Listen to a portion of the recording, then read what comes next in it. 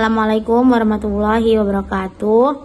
Innal hamdalillah nahmaduhu wa nasta'inuhu wa nastaghfiruh wa na'udzu billahi min syururi anfusina wa min sayyiati a'malina may yahdihillahu fala mudhillalah wa may yudlilhu fala hadiyalah. Nasyhadu an la ilaha illallah wa nasyhadu anna Muhammadan abduhu wa rasuluh la nabiyya wa la rasula amma ba'du. Di sini kami dari kelompok 10 akan membahas tentang manhaj tarjih Muhammadiyah. Anggota kelompoknya ada yang pertama Najwa Salsabila, Almira Lutfiana, dan Ferlisa Putri.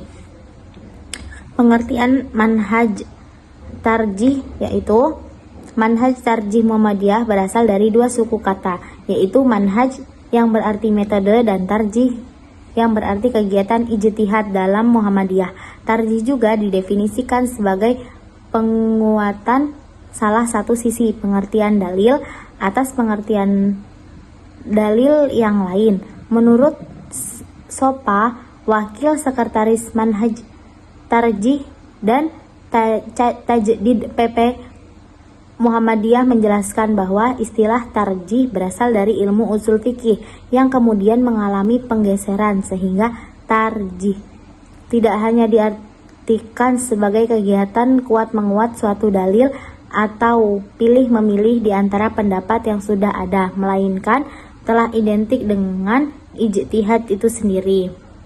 Lanjut selanjutnya ke contohnya.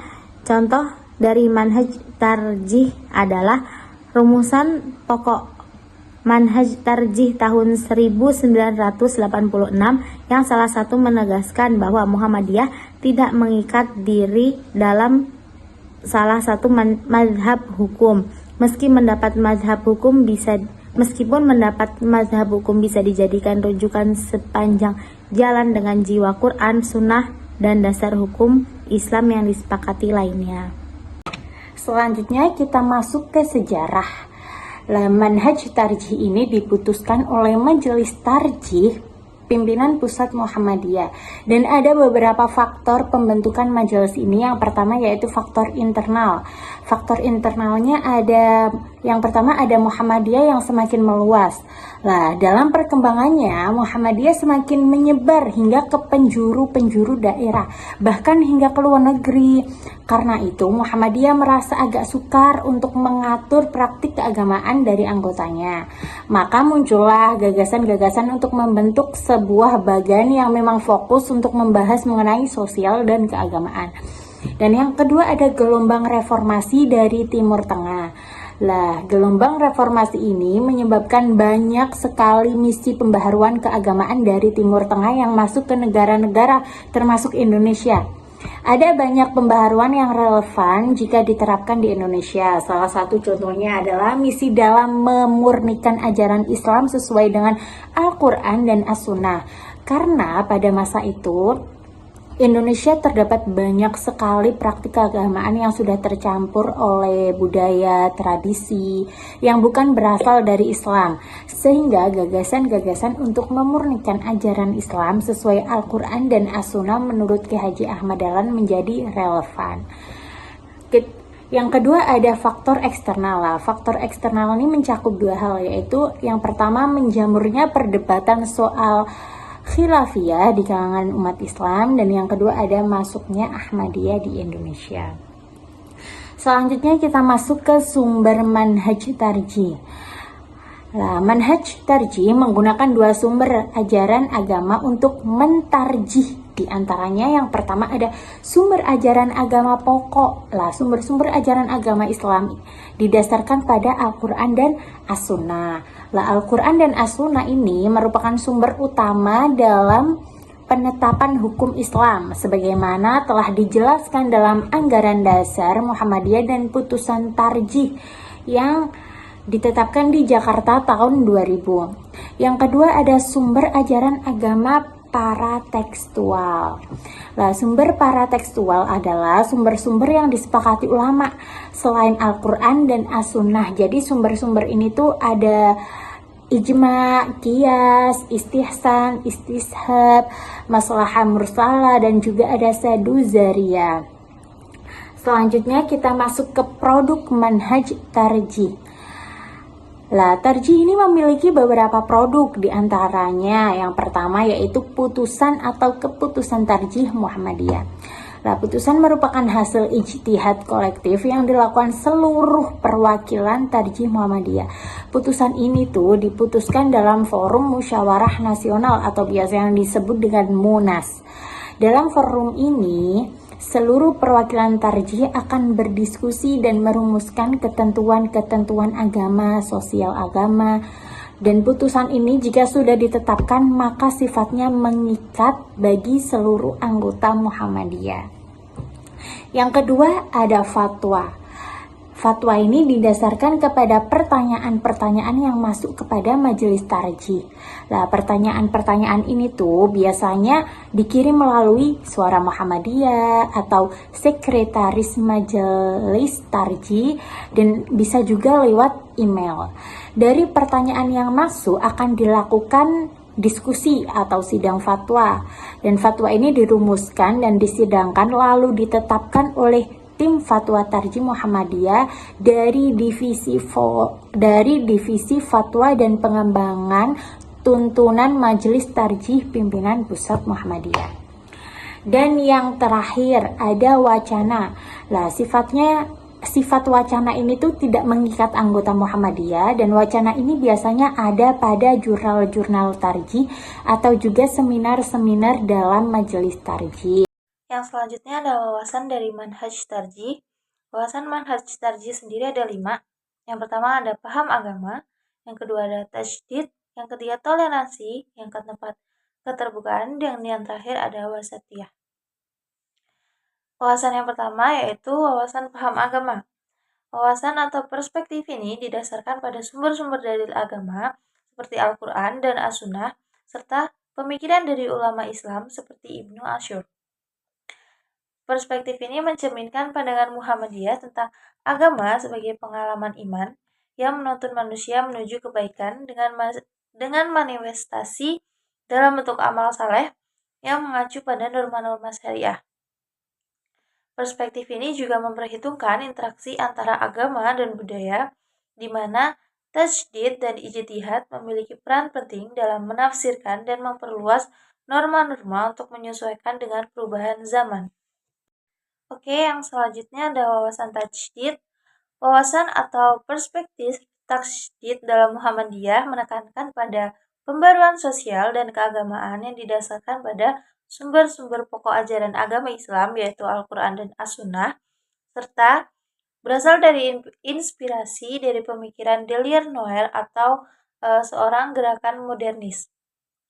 Tajdid sendiri dalam perspektif akidah dan ibadah itu mencakup pemurnian sesuai dengan sunnah-sunnah Nabi, sedangkan dilihat dari muamalah duniawiyah, tajdid berarti mengadaptasi kehidupan masyarakat dengan semangat dan inovatif. Dalam hal ini, tajdid memungkinkan adanya perubahan hukum syara untuk memenuhi tuntunan zaman. Yang ketiga adalah wawasan toleransi. Perspektif wawasan toleransi dalam Muhammadiyah mengajarkan bahwa putusan tarjih tidak mengklaim bahwa kebenarannya adalah mutlak, melainkan bersifat terbuka terhadap pandangan atau pendapat lain. Tarjih Muhammadiyah menganggap keputusannya sebagai capaian terbaik saat itu dan terbuka terhadap masukan baru dengan argumen yang lebih kuat. Prinsip dari ini adalah penemuan baru menjadi landasan wawasan ketarjihan Muhammadiyah. Oke, selanjutnya ada wawasan keterbukaan. Wawasan ini menekankan bahwa setiap keputusan dapat dikritik dan diperbaiki dengan dalil dan argumen yang lebih kuat. Hal ini dijelaskan dalam penerangan tentang hal tarjih. Sumber dalilnya adalah menegaskan bahwa Muhammadiyah tidak terikat pada satu mazhab tertentu, tetapi mengambil pendapat fuqaha sebagai pertimbangan dalam menentukan hukum yang sesuai dengan semangat Al-Quran dan As-Sunnah. Yang terakhir adalah wawasan wasatiyah. Wawasan wasatiyah dalam Islam didasarkan pada prinsip umat tengah yang ditegaskan dalam Al-Quran di surah Al-Baqarah ayat 143. dan dijelaskan oleh ulama seperti Abu Ishaq Ahmad Ibnu Ibrahim al-Salabi. Prinsip dari wasatiyah sendiri adalah menolak perilaku ekstrim dalam semua aspek kehidupan sesuai dengan nilai-nilai Islam yang menekankan kesederhanaan dan keseimbangan. Dokumen Risalah Islam Berkemajuan dari Muktamar Muhammadiyah ke-48 merinci gagasan wasatiyah dalam sikap sosial dan proses ijtihad yang sejalan dengan nilai-nilai tersebut. Oke, selanjutnya mengenai pendekatan dari manhaj tarjih Muhammadiyah. Pendekatan manhaj tarjih Muhammadiyah sendiri ada tiga, yaitu bayani, burhani, dan yang terakhir adalah irfani. Yang pertama kita bahas adalah bayani. Pendekatan bayani ini adalah pendekatan yang menggunakan teks-teks atau nas-nas syariah, yaitu menggunakan dalil-dalil Al-Quran dan As-Sunnah. Pendekatan bayani sendiri digunakan untuk yang pertama, memahami atau menganalisis teks guna menemukan atau mendapatkan makna yang dikandung atau dikendaki lafaz. Dengan kata lain, pendekatan ini dipergunakan untuk mengeluarkan makna zohir dari lafaz dan ibarah yang zohir pula. Yang kedua, pendekatan bayani digunakan untuk istinbat hukum-hukum dari an-nusuh al-mutanahiyah dan Al-Quran khususnya. Pendekatan bayani ini sendiri dikenal ada 4 macam. Yang pertama ada bayan al-iktibar, yaitu penjelasan mengenai keadaan segala sesuatu yang meliputi yang pertama ada al-qiyas al-bayani, baik al-fiqhi, al-nahi, dan al-kalani. Yang kedua ada al-khobar yang bersifat yakin maupun tasdik.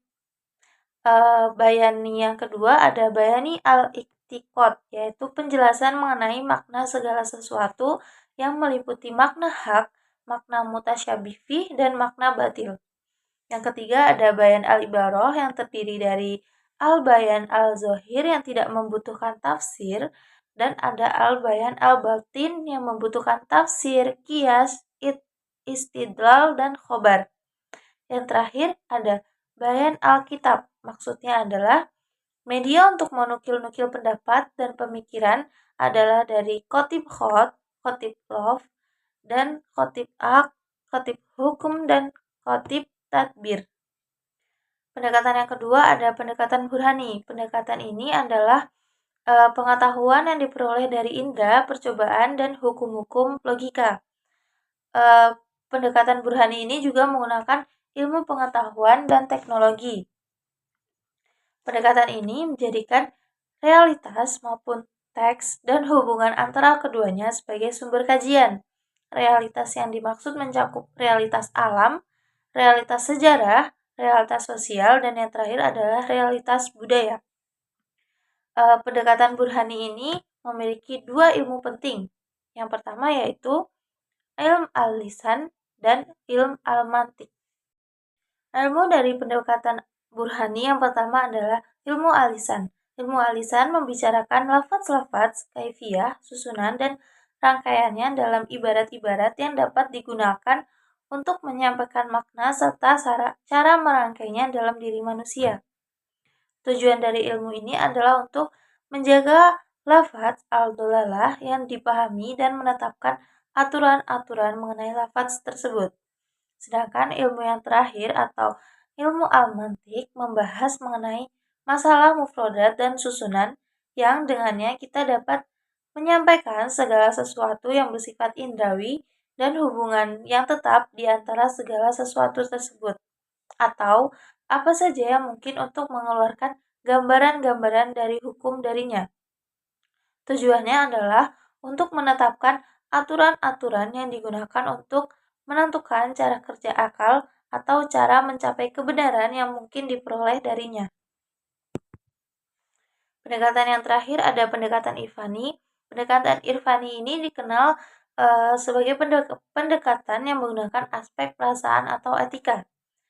Metode yang dipergunakan dalam pendekatan bayani ada 2, yaitu yang pertama manhaj kasfi yang disebut juga manhaj makrifat irfani, yang tidak menggunakan indera atau akal, tetapi kashfi dengan riyadah dan mujahadah.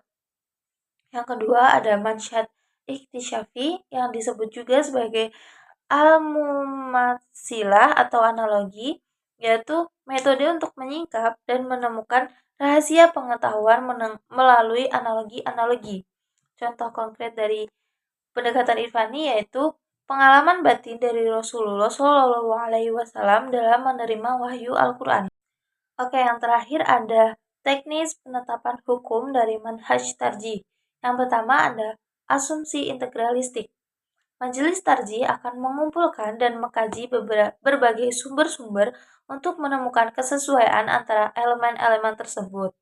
Sehingga norma yang dihasilkan memiliki kekuatan yang lebih tinggi secara probabilitas. Proses ini biasanya menggunakan metode istiqra atau induktif untuk mengoperasionalisasikan sumber-sumber tersebut. Yang kedua ada asumsi hierarkis. Asumsi ini menyatakan bahwa norma-norma berjenjang dimulai dari norma dasar hingga norma konkret. Dengan norma dasar yang bersumber dari nilai-nilai universal Islam seperti tauhid dan keadilan. Ini memungkinkan pengembangan norma-norma konkret yang berlandaskan pada asas-asas dan nilai-nilai dasar yang mendasarinya. Oke, yang terakhir ada kesimpulan. Manhaj tarjih terdiri dari dua kata, yaitu manhaj yang artinya metode dan tarjih yang artinya kegiatan menguatkan satu pendapat di atas pendapat yang lain. Dalam perspektif Muhammadiyah, manhaj tarjih sendiri diartikan sebagai metode ijtihad yang dilakukan oleh Muhammadiyah. Manhaj tarjih Muhammadiyah memiliki 3 produk, yaitu yang pertama ada keputusan, yang kedua ada fatwa, dan yang terakhir ada wacana. Lalu metode pendekatan yang digunakan dalam manhaj tarjih ada bayani, burhani, dan yang terakhir irfani.